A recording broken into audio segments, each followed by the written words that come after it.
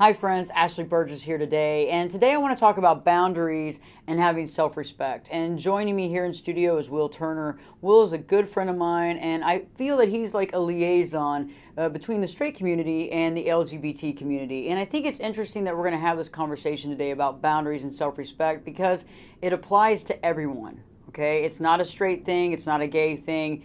It's an everyone thing. And I think that when we bridge this gap and we acknowledge it, well, we get information. And what is information? Information is power. Will, great to have you here today. How you doing? I'm doing good, Ashley. Thank you for having me. This is great. We've had this conversation. We sat, having some eggs and some toast before and talked about this. We've been on the phone and talked about this. And now we're actually going to talk about this in the studio today. Great. Yeah, and I remember the conversation that we had some time ago where we were talking about how people interact with each other, and we were talking about relationships. And as an LGBT advocate, I think that it's important that we establish a certain rapport with each other to begin by setting boundaries and limitations on how we have conversations about what the expectation is and that sort of thing, essentially. I agree with you, and I think a lot of times what happens in our society is we deem certain issues to be valid for one group or another. Or if we're in one group, we don't see that the other group is dealing with the same thing, and so we kind of divide ourselves. And I feel that the boundaries issue and the self-respect really goes over to everybody and affects everyone. And so let's begin talking about, I think it begins with talking about some self-respect issues. And I think that's important. And so tell me a little bit more about what you see often in the LGBT community that you think needs to be, there needs to be some light shined on it. Essentially, there's a huge gap between even how we as members of the LGBT community interact with each other, because we all categorize each other and we label and put each other in these places or components, if you will. And what that does is it separates us as a community, as individuals, as people, and it transcends that LGBT acronym, essentially, because it's a people issue, it's a social issue. As far as the gay community and the transgender or lesbian community, we don't understand each other, essentially, and I think that comes from a lack of having that dialogue or communication take place. And setting those boundaries and establishing what the expectations are. Well, I find it interesting too how people make judgment calls and being a therapist and visiting with clients on a day-to-day basis. Some folks talk about how they're in a relationship and they feel like it's probably not the right relationship, whether they got into it because of the money or the prestige or whatever that was that they got into their relationship, and all of a sudden they wake up and they realize, how did I get here and why? And I think in that way, a lot of times that applies to everybody. We see it in the straight community, we see it in the gay community, where we see people putting themselves in relationships and positions, that they're kind of almost as an object. It's like forgetting who that person is, and all of a sudden they basically put themselves in this position for whatever they're looking for, whether it's money, prestige, whatever that is, and there's a tendency of seeing people as objects and not people. And I think that that's definitely true in the heterosexual community when it comes to women. And I don't mean to say that all men that are heterosexual aren't also objectified, but I think it's more. I think it's more central with the female dynamic in the straight community, but you also see that dynamic in the male gay community as well, where some men are treated as objects, but have they put themselves in that position to be objectified based on having little to no boundaries or putting wealth or monetary or objects ahead of their value. Mm-hmm. And I essentially think that comes from a sense of self-worth. And I think that as human beings, we're all seeking to be validated to some degree. But when it comes to, I guess, if you will, gay relationships or how gays interact with each other, me, of course, being a proud gay male in the community, what happens is, in that case, if we don't have a value of ourselves, we compromise the integrity of who we are, so then that way we can be accepted into the group, if you will, or by someone that we may want to be in a relationship with, not realizing that that person's intent or their genuineness may be different. And there may be an agenda there. So we have to be really careful on how we interact with each other in that way. I think it's important to have some fidelity and integrity and being honest about what our expectations are when we enter into any kind of relationship, actually. And I agree with that. And I also find that there's a different connection between straight women and gay males. When you think about it too, with that dynamic, oftentimes we'll see straight women and gay males dating someone that's significantly older than them. Mm-hmm. We'll see oftentimes, I think, the dynamic, both the straight women and the gay male, possibly dating people where we see that there doesn't seem to be any commonality, as well as potential of, and I hate to say this, but climbing the social ladder. And it's interesting, I've had some clients that have come into my office and they marry, professional football players, professional basketball players, and their whole deal from A to B was they would literally go to the games and try to go, after the game, try to go downstairs to meet with the players. I want to know where they hang out at. I need one of those. You're like, count me in. And so that was their whole main thing. And for years, that's what they did. And so when they finally did meet a player, whether that was hockey, football, basketball, and then they got married, they got exactly what they wanted. But then years later, after they were married, they felt not only as they were an object, but they felt like they didn't have an identity. So then you get to the point where at first they were happy to be Mrs. So-and-so. Mm-hmm. They were happy to be so-and-so's wife, okay? And then all of a sudden the years progress, and then they're like, well, where's my identity? And it's interesting because of the backlash, because eventually that comes to haunt most people, because what's happened is instead of really looking for themselves and how to grow in that opportunity, they went after something they thought they wanted, and then later on, I'm sure the money and that kind of stuff it helps, but is that really necessarily where they wanted to be? And I think that's why we see divorce often in those situations. And I think also we see that there's almost like a disillusion. Like they become disillusioned and they realize there's more to it. And then they try to establish their own name later on down the road because they're sick and tired of living under that shadow of their husband. And you see that, I think, both in the straight community and in the gay community.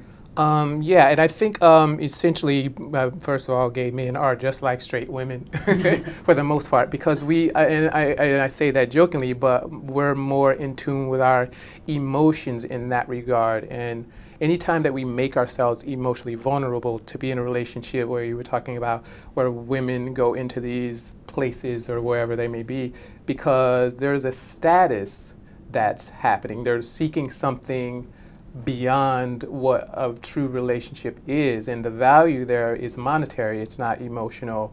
It's not social. You're trying to climb the social ladder, if you will, as you said. But then once you're in that relationship, you realize, you know what, I'm not really sure why I'm here. And when we do that, we give up a bigger part of ourselves in that regard. And I use myself as an example. I dated a doctor, and the doctor essentially was a doctor because of me, but people classified me as a doctor's wife. It was like, no, I work, I have my own business. And I didn't know what he did when we actually met. But 5 years later, I moved here and we transitioned, and he left and I stayed. But then I realized that I compromised a lot in that relationship to make the relationship work, knowing that it wasn't going to work. And there's some damage that's done there, because then you realize, I've given up my entire life, or this person may have given up their entire life to be in this relationship, but the nature of the relationship started off falsely to begin with. So it's kind of hard to backtrack and to blame someone for that, because again, we're responsible for the choices that we make. So it's important that we stay true to ourselves and be honest about the types of relationships that we get into, and then that way, we're not left high and dry, so to speak. I agree with you, and it's like understanding the reasoning for it, and maybe understanding, I think it's about going internally and asking ourselves, what are we really looking for? And I know it's hard. I'm not condemning anybody in any situation, but I'm saying because of our society today, because of the power that society has placed on money and financial security and fame and power and all those things, and then compounding that with what? Social media. and looking about how other people are living. Instagram, Facebook, seeing all these pictures. Somebody's got a new car, somebody's got a Ferrari, somebody just moved into a $10 million home, all this stuff. And I even have to recalibrate myself. I don't have to do it every day because I've been working on it, but I have to do it like every 3 or 4 days, because when I'm looking at social media, I'm working and paying my dues, working 80-hour weeks. And I find it frustrating sometimes because I see what's going on over there, and you start making these assumptions, and it's not right. And I also start comparing myself to something that I can't compare myself to. And I find that that's why a lot of times people get into these types of relationships sometimes, is because they think that that's what they should. And I think sometimes love has gone out the window, the concept of finding someone that you can grow with. And it seems almost daunting and scary sometimes to go that direction, or even to go on your own. And I think that's interesting too, because I think we have the ability, and I think we should always, honestly, you either get to know yourself now, or you wait till you're on your deathbed and then you look back at all that regret. And so I would rather do it now and be able to look at myself in the mirror and, maybe feeling lonely and overwhelmed, but getting to know myself, and over that process, then, seeking or finding or being around people that have kind of the similar values that also understand who they are. And the key thing that you said actually is getting to know yourself, because with the social media and all of these things that are out here in allowing us to expeditiously interact with each other, but passive aggressively, in the sense of, I don't really have to be true to who I am. I can present this facade of who I truly am to be with this person. And then when we're in the relationship, or if you will, we find out that we have to keep up that reputation or that front, if you and it's just one of those things where it becomes a task and a chore, and it becomes exhausting, and then that's where relationships dissolve, because we haven't really been true to ourselves, and we haven't gotten to know ourselves because of all of these platforms that we have. It's unfortunate, but I think that it's important that we reassess that, in the sense of, who am I really? Like, what do I have to offer to someone else, or what does someone else have to offer to me? And there's this meme that I had found where it's with Kim Kardashian, and she's talking to her sisters, and they're all gathered around the table, and then they say to her, "What do you have to bring to the table?" And she goes, "I am the fucking table." Excuse my language, but I just thought that was really funny but profound, because it's just like, if you don't have something to bring to the table, then you can't expect to eat. Sure. So our value, that goes back to our value. We can't compromise the value of who we are in order to appease someone who doesn't have much to bring to the table, or is going to contribute to us in our growth. So that's smart. And also, we don't really see what we have to bring to the table until we do our own exploration within ourselves, and until we recognize our own value. And that also derives from our self-esteem and self-worth. And that self-esteem and self-worth cannot really be explored or invested in if we're too busy just trying to make everybody like us, if we're too busy just trying to make that relationship work, that probably won't work in the end. And it's interesting, because I recently had a client that came into my office, and she was reaching out to her good friend, and her good friend had just been divorced, and was overcome with stress and anxiety because her husband he's having the time of his life, apparently. And if you're looking at social media and you're looking at Facebook and you're seeing the pictures and all the parties at his house, which are quite large, and I don't know what the rating would be, is it R or X? I'm not sure, but anyway, she's also seeing this, okay? And I'm sure her friends are also telling her about this, right? And so my friend is reaching out to her to see if she's okay. But this lady right now she's trying to find another man. And so she's found someone, and she's spending every waking moment with this person in hopes that, I think, she can get married again and move back on. But she's never taken time to do what? One, understand who she is. Two, deal with the luggage and the baggage that came from that divorce. Three, get to know herself, create that self-respect, powering up. But instead, she's literally just trying to scratch and claw into this next relationship. And I told my client, this person's not even going to have any time for you right now, because they haven't found their self-respect and their self-value, and so they're running into this relationship hoping and praying that they can land this other guy. And I think we see that all the time, and it's because people don't want to be alone, because why? because being alone means you actually have to look within yourself and see things. And I think that scares a lot of people. And if you haven't done it, I think it can, it can really scare people to the point where they're serial relationship type people. They're constantly getting married, constantly in long-term relationships. Because why? Because they can't be alone. Because they don't know who they are. That's really funny, because yesterday or last night I was talking to a friend of mine. He's gay, and we were talking about relationships, and he's in his 30s.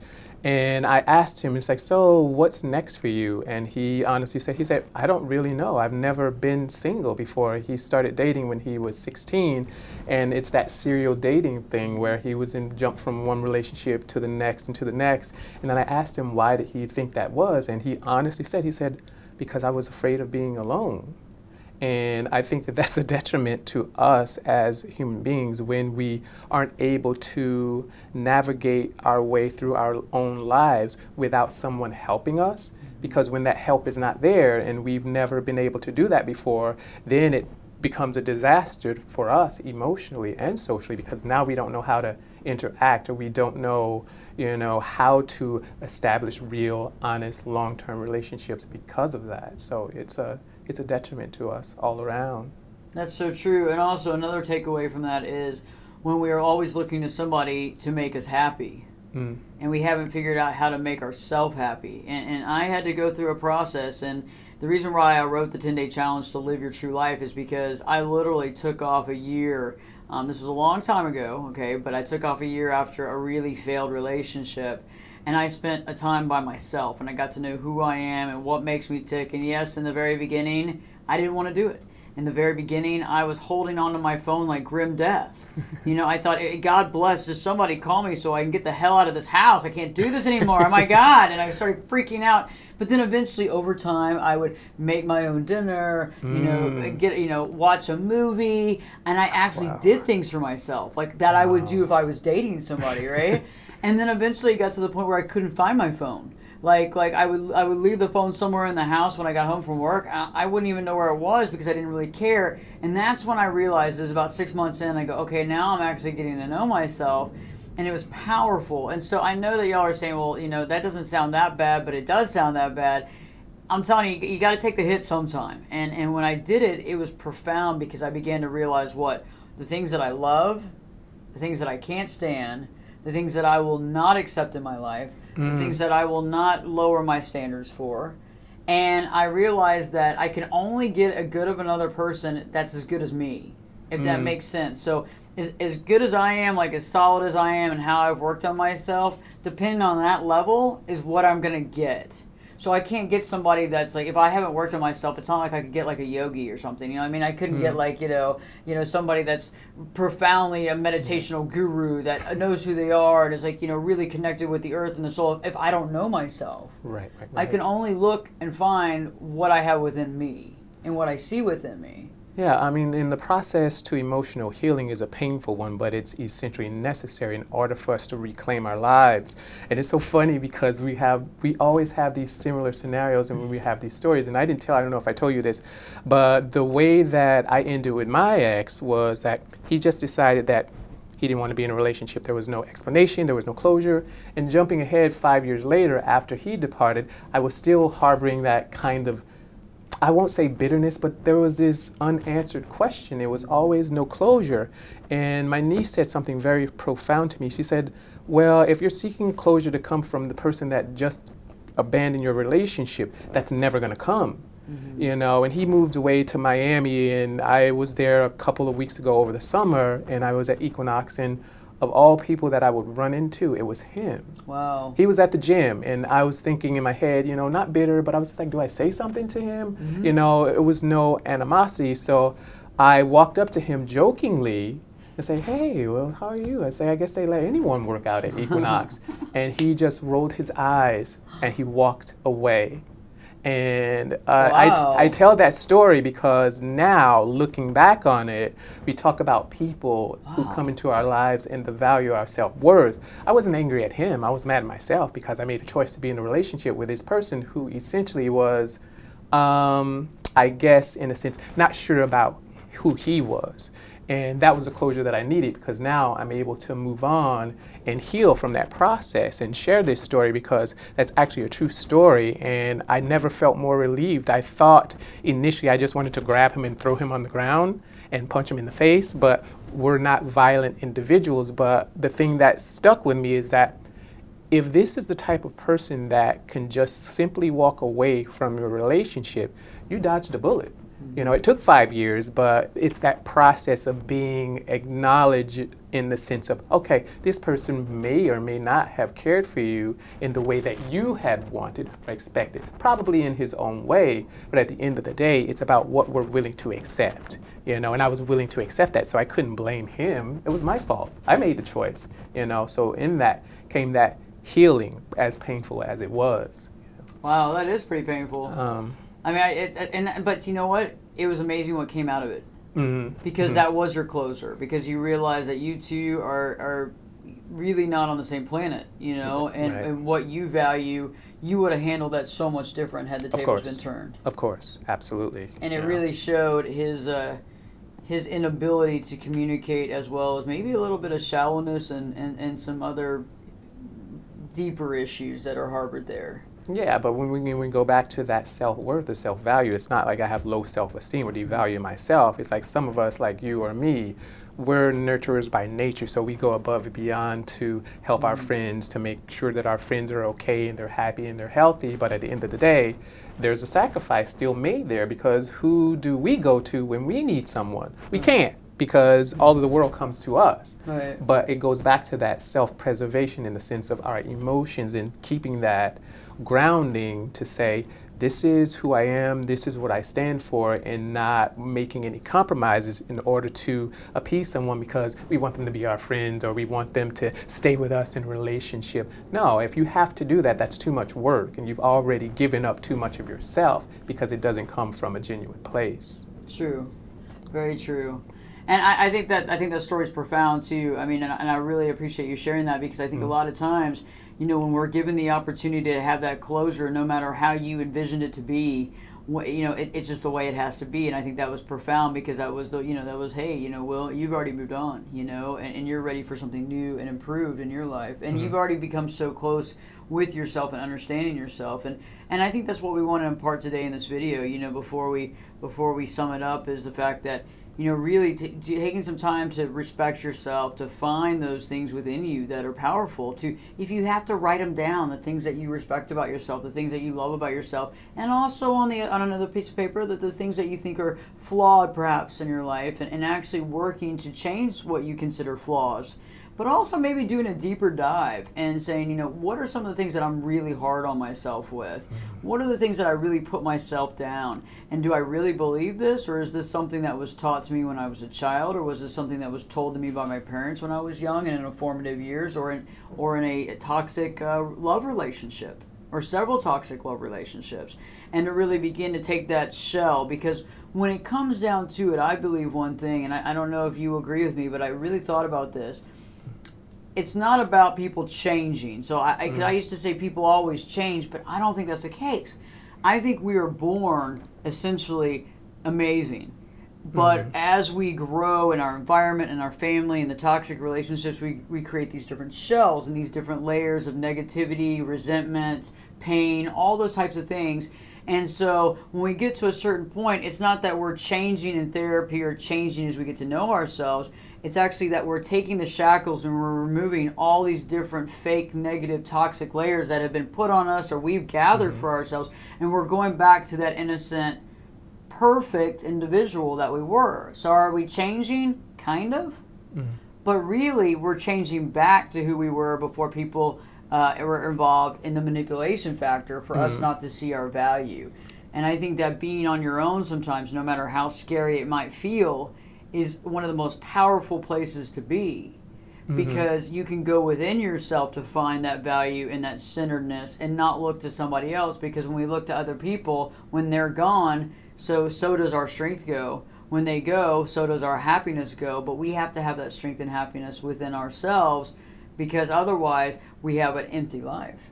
Yeah, I absolutely agree. And there's power in freedom when it comes to acknowledging the fact that we're all flawed, and we can't look for someone else to fix us. We have to fix ourselves, and we have to get back to the grassroots of self-preservation. And basically, that's being in your own space and being comfortable in your own space and confident with who you are and knowing your worth and your value, because no one else can essentially give us that. I always say to myself, I am my own biggest critic, and I have high expectations, but no one's ever going to be able to meet those expectations. So where am I willing to compromise to be in a relationship? Nowhere, unless someone is able to come into my life and be as they are and me accept them, or vice versa, then all bets are off. There's no compromise, and we can't continue to do that, if we're not living our lives with fidelity and being honest about how flawed we really are. Mm-hmm. So I like that. Well, thank you, Will, for joining me in studio today, and I look forward to having you in studio more often to do some more videos. that would be awesome, absolutely. And I think it's time for us to bridge the gap between people and to realize that we're all connected, we're all one.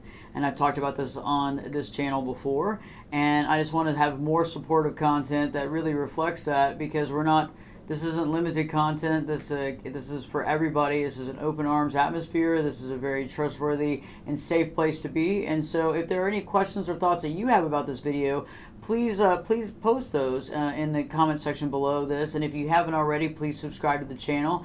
And if any ideas that you have that you'd like to talk about as far as bridging the gap and as far as talking about LGBT issues versus and other issues as well, we'd like to hear that too. Thank you so much. And in the meantime, don't forget to live your true life.